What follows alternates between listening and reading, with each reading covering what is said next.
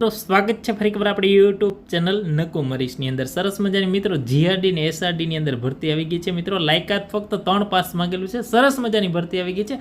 આ વિડીયો તમારા તમામ મિત્રો સુધી અવશ્ય શેર કરી દેજો મિત્રો. ખાસ કરીને ચેનલની અંદર નવા આવેલો ચેનલ પર સબસ્ક્રાઈબ કરવાનું ભૂલ.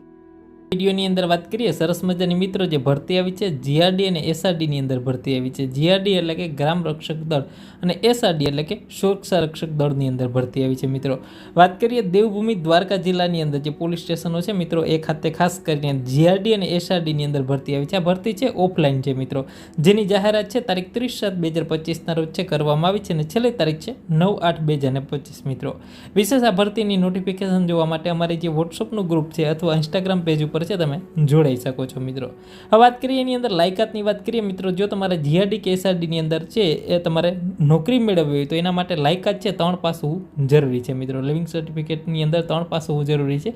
ઉંમર છે મિત્રો 20 થી 50 વર્ષની હોવી જરૂરી છે. મિત્રો દેવભૂમિ દ્વારકા જિલ્લાના રહેવાસી હોય એના તાબા હેઠળના પોલીસ સ્ટેશનની અંદર છે ભરતી આવેલી છે.